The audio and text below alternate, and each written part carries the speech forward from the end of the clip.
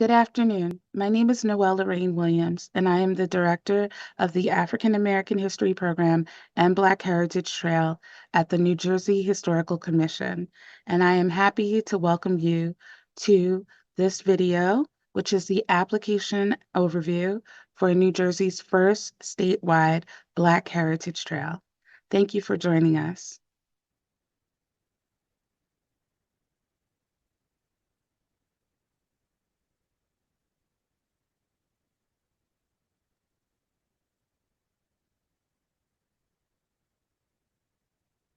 The New Jersey Historical Commission is a state agency dedicated to the advancement of public knowledge and preservation of New Jersey history. Established by law in 1967, its work is founded on the fundamental belief that an understanding of our shared heritage is essential to sustaining a cohesive and robust democracy. The New Jersey Historical Commission receives its funding primarily by legislative appropriation. It fulfills its mission through various initiatives, as well as an active grant program. The goal of the grant program is to engage diverse audiences and practitioners in the active exploration, enjoyment, interpretation, understanding, and preservation of New Jersey history. In addition to other awards and prizes, the New Jersey Historical Commission offers a free archival evaluation service called Caucus Archival Projects Evaluation Service, otherwise known as CAPES. Today's presenters will be Dr. Sinatra Smith, Project Manager of the Black Heritage Trail, and Gregory O'Day, Assistant Project Manager of the Black Heritage Trail. Legislation signed by Governor Murphy on September 7, 2022, calls for the New Jersey Historical Commission to establish a Black Heritage Trail to, quote, promote awareness and appreciation of Black history, heritage, and culture, end quote, that will highlight Black heritage sites through historical markers and a trail-like path that connects the stories of Black life and resiliency. The New Jersey Historical Commission will seek to encompass as many New Jersey Black heritage sites as practical. In identifying specific sites to be included in the New Jersey Black Heritage Trail, special consideration will be given to Black heritage sites that are in close geographic proximity to other Black heritage sites or thematically linked by surrounding arts, cultural, historical, entertainment, or other tourism destinations, or exhibits of interest to tourists interested in Black heritage sites. The New Jersey Black Heritage Trail shall be inclusive of all eras, as well as be geographically representative of the entire state. Any member of the public or private institution, or the New Jersey Historical Commission itself may make nominations to the Black Heritage Trail. The commission held 3 community input meetings in the spring of 2023 and also shared its first round of nominations in 2024. These are some of the approved sites for the fiscal year 2024. These are statewide locations, and you can find them on history.newjersey.gov on the African American History Program page, which links to the Black Heritage Trail page. The New Jersey Historical Commission's New Jersey Black Heritage Trail hosts an advisory committee. This advisory committee is composed of representatives from the New Jersey Black Heritage Foundation and members with expertise in history, tourism, and preservation. It includes, but it's not limited to, university educators and New Jersey Historical Commission staff and community scholars. So today, we look forward to going through the online application overview. This will include nominator information, nomination detail, marker title and text, the historical narrative, which is at the core of this nomination, the location of nominated marker sites, so where the site is actually located, as well as optional attachments. So first, we will discuss the online application link. The application for the New Jersey Black Heritage Trail can only be submitted online, though we have provided a form so that that can be used as a guide while preparing the application. It can only be considered a true submission if it is submitted online. Here you will find the link to this online application as well as below the video. Please note you can save the application while completing the form. Please only submit the completed application. And now I will introduce my colleague Gregory O'Day to discuss the different aspects of the online application link. Gregory?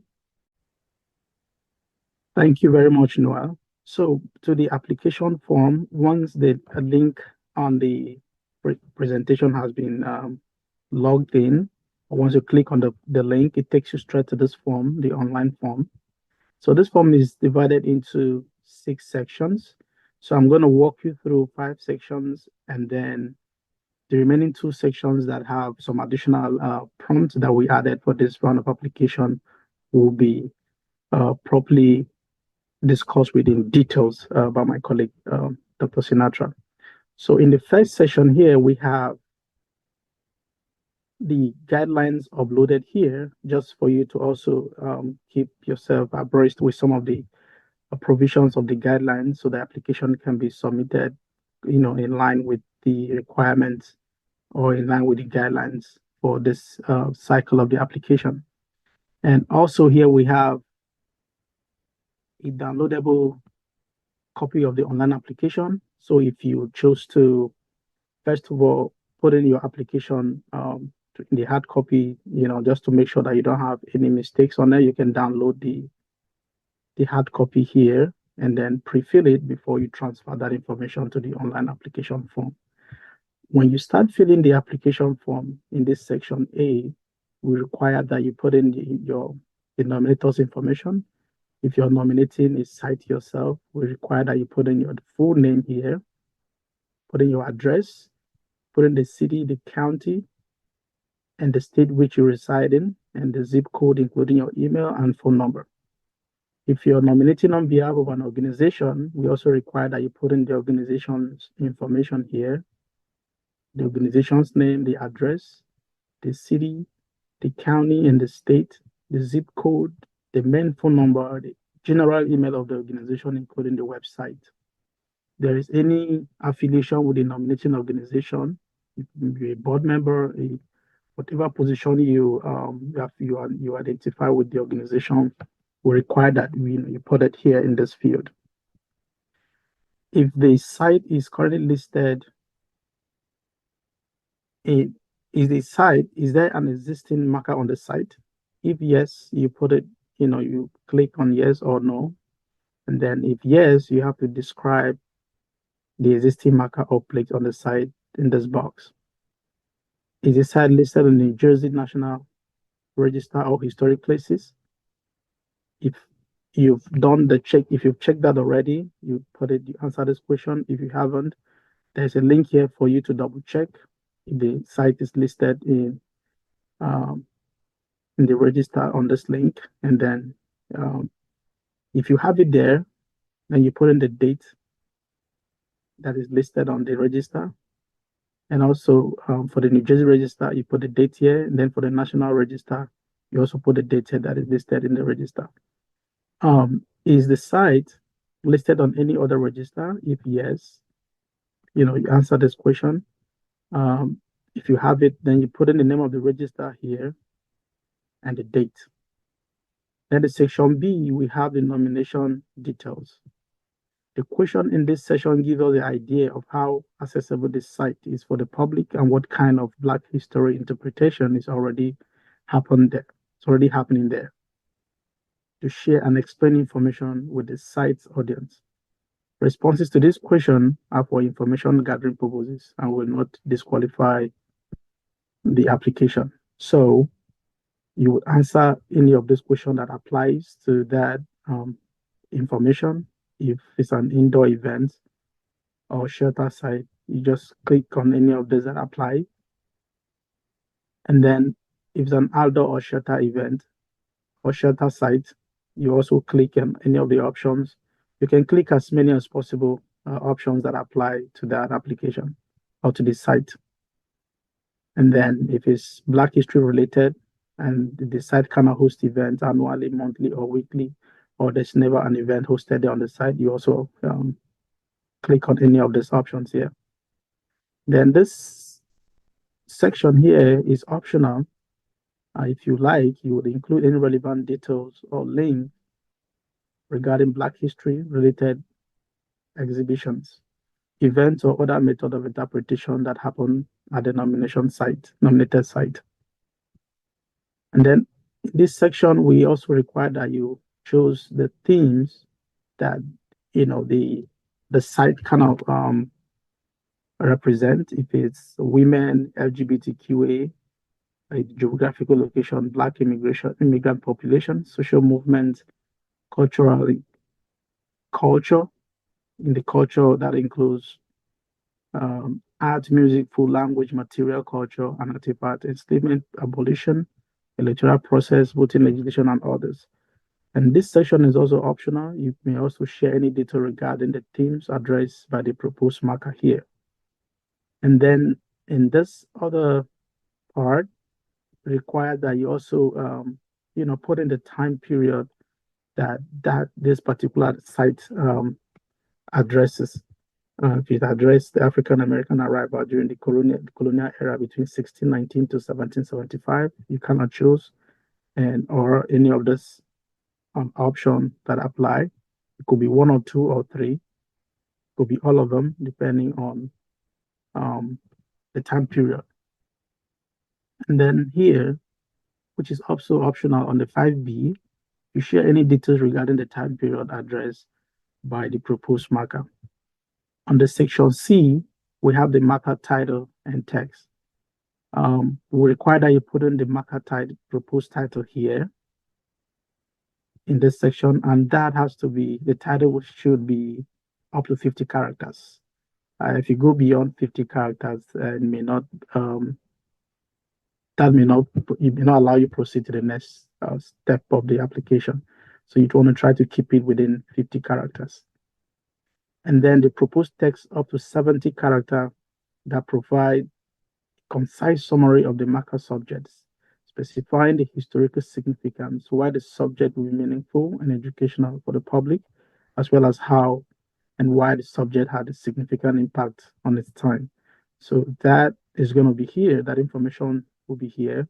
And in providing that information, you would also look at the historical significance and context as it relates to Black resilience, liberation, additional details, closing statement describing how the subject had a significant impact on its time and has statewide or national significance. In this section, my colleague will really do a thorough, provide a very deep and detailed information in this section. So I'm just going to just go over it and proceed. And then we're going to require a historical narrative. But in this one, we have certain changes to this round of application, which is going to be a little different from the previous one. Here, things are kind of a little simplified for us to help you and also help us have a smooth process in the application. So there is a downloadable resources for providing evidence using primary and secondary sources. So the document is attached here to help you kind of understand better how we require the documentation to look like in terms of references. And then here, you provide an overview that specifies the historical significance of the subject and indicates how and why the subject will be meaningful and educational for the public. This is going to be between 150 to 200 words. And then you would also put in the sources here in this field, the author, well, any source that you get the information from, you kind of put it the title of the book, the author, the publication year, and the source. And all this is going to be more information about this will be talked about by my colleague Dr. Smith in the next step. So I'm just going to move straight down because all these sections are going to require the sources that you use for the narrative. And then here you describe how the subject can thematically connect to Black heritage sites in close geographic proximity to the site. And how do these sites serve as standard as stewards of Black history and culture? How might they serve as potential collaborators in future events highlighting the trail? If they are nearby sites, describe the significance of the site in relation to its surrounding environment. And that will be between 150 to 200 words. And you also put in the sources, the citation for the information that is put in here. And then in the section E of this application form will require the location of a nominated site. And then you have to put in the address, the town, the city, the GPS coordinate, and the county and the zip code. So to providing a GPS coordinate number, we have also provided a step-by-step guide that will help you to provide us very specifically the GPS coordinate number in that specific site location. So here, to get the GPS coordinate number on your computer, you log on to www.google.com/maps, and it's going to take you to this screen you're seeing right here. And then once you get to this screen, you type the proposed marker location address on the search field right on your left here. You type in that address where the proposed site, and then you right click. Once you right click on that, on the proposed location, you have this GPS coordinate number right here. Once you right click on the location where you think the proposed marker will be installed or the proposed site, you have the GPS coordinate number right here. And then once you have that, to save this very document, you click on the drop-down menu on the top right corner here on this three dot. You have the drop-down menu. On the drop-down menu, you click on print, and the dialog box pops up, and then you click on save as PDF, and then you save it in your computer. And then once you save it, you upload it back into the field. You have it, either as an attachment that you send to us, or you upload it in that application form. So this is basically where you upload the form. After you create this, you come back to the application form, you click on it and upload it. And then in this section, you will also attach 2 to 5 photos that depict the current appearance of the location here. It can come in any format. You can upload it as a PDF or JPEG format. But preferably the JPEG format photo is advisable to be uploaded in this section. And then as an optional requirement, you would also attach copies of any critical resources cited in the application, extant history document, and or maps, or up to 5 letters of support. So once you're done and you're sure that everything has been completed, or the application or the requirement, the documentation is completed and up to date, you can submit. And then once you submit and then you figure out you have 1 or 2 things you needed to submit that were not included, you can come back to the application to attach those documents. And if you have challenges or you're having any difficulty in doing so, you may contact us at any point in time to let us know of that, and we can comfortably walk you through the process to have that document attached to your application. Thank you very much. I'm going to pass it now to Sinatra to continue. Thank you very much. Thank you, Greg. Hello, everyone. I'm the newest member of the team, Dr. Sinatra Smith, and I'm the project manager, as Noel mentioned before. And I want to start by, taking you through some of the updates to the online application, particularly within the marker, title, and text and historical narratives section, as Greg mentioned. So One of the updates that we've made is that instead of a 90-word requirement for the text, we have changed to characters because some words are longer than others, as we know. So the marker title that you propose, we'd like to get no more than 50 characters for that. So the box, I believe, will show you as you're typing, but it will stop you at 50 characters and you won't be able to continue through, as Greg mentioned. Same thing with the marker text. Instead of 90 words, 700 characters. And I'll show you how we're kind of recommending that marker text be written, but we will work with you on your approved site once we get to that section of the nomination process to finalize your marker text. Also, as Greg noted earlier, instead of an essay, we've got four historical narrative prompts, and we are switching from footnotes, reference lists, and annotated bibliography to citations with summaries.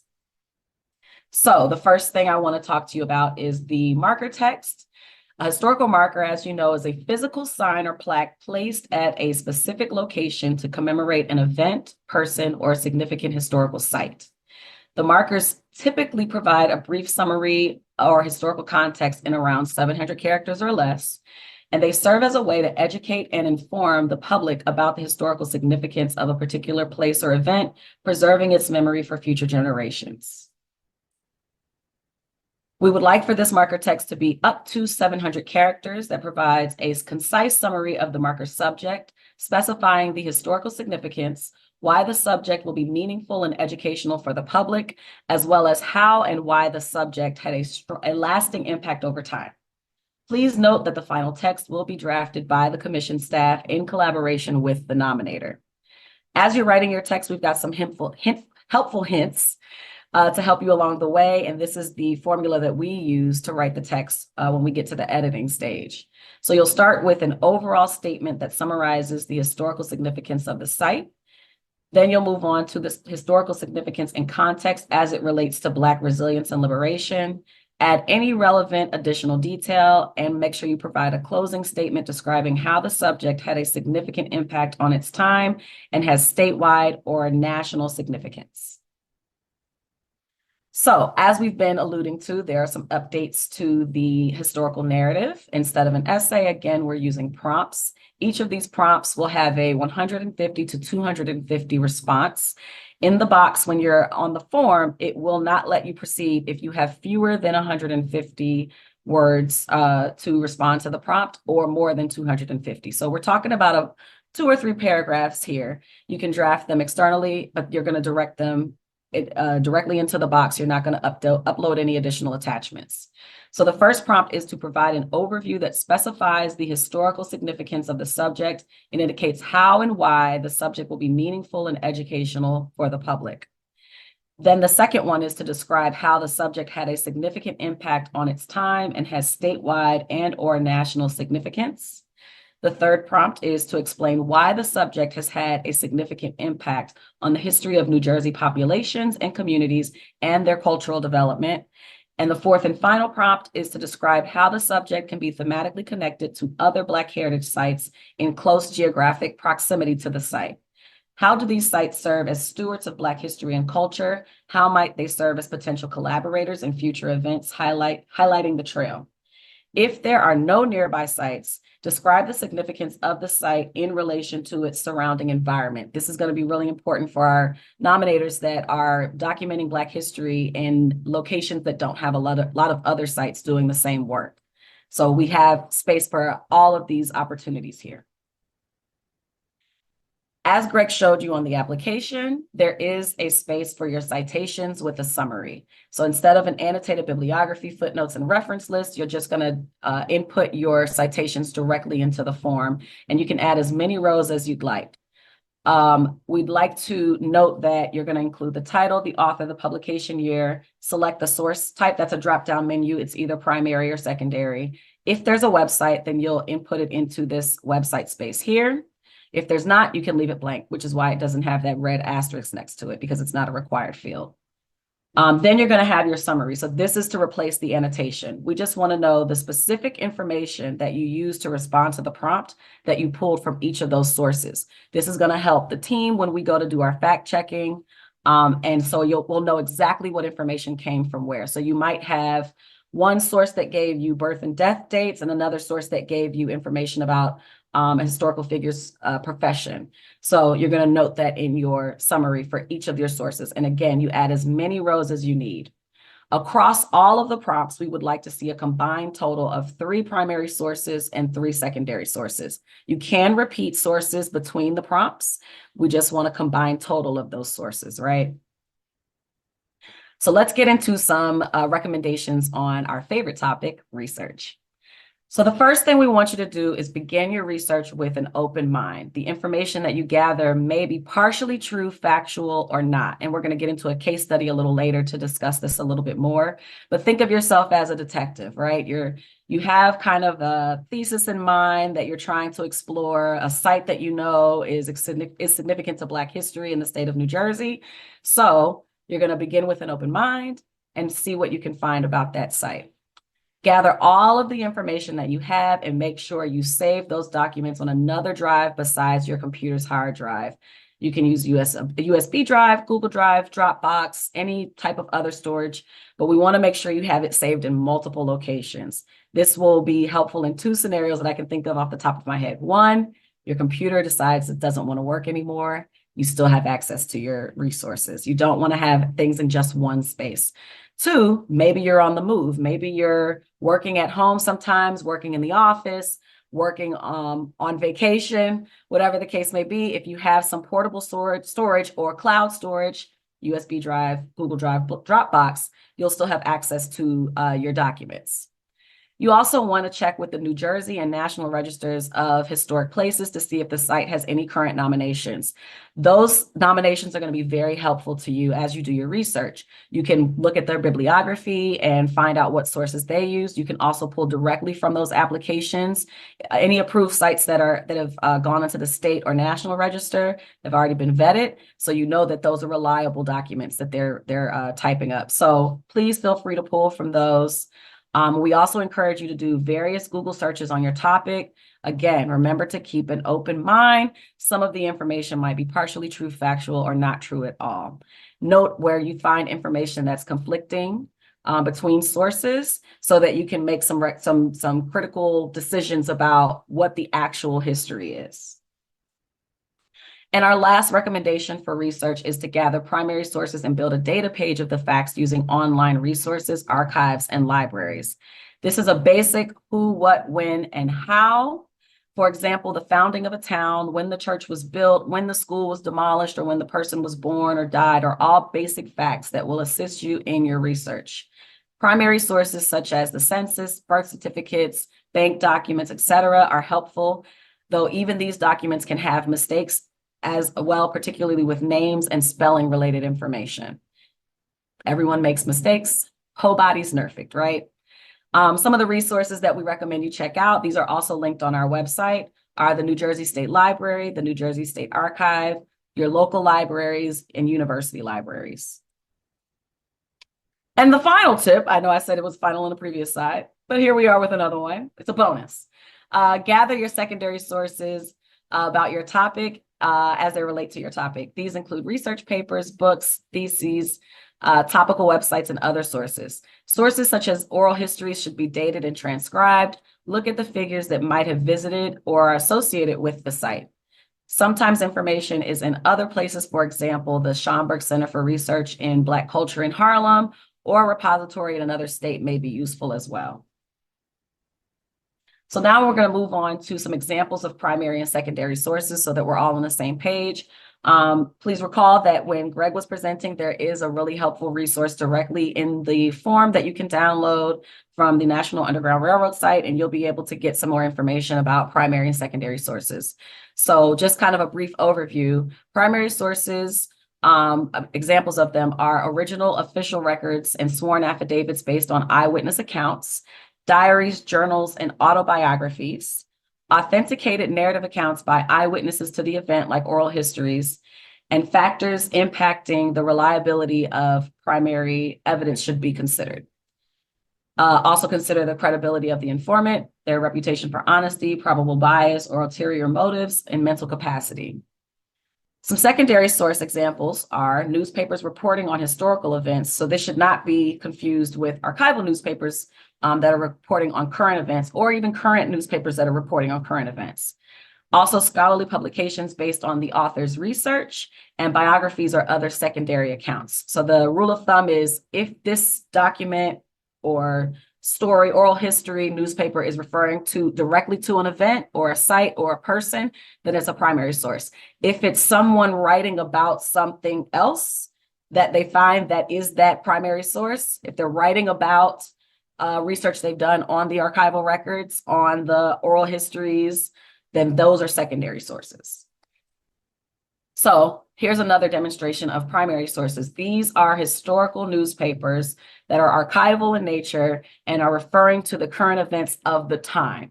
So if you were to find a newspaper that's published now in 2024 and referring to these events that happened in 1859 and 1842, that would be a secondary source. But these examples are reporting specifically on the event of their time. That is the difference. If you have any questions about it, please reach out to us, contact us with all of your questions so that we can help you through this process.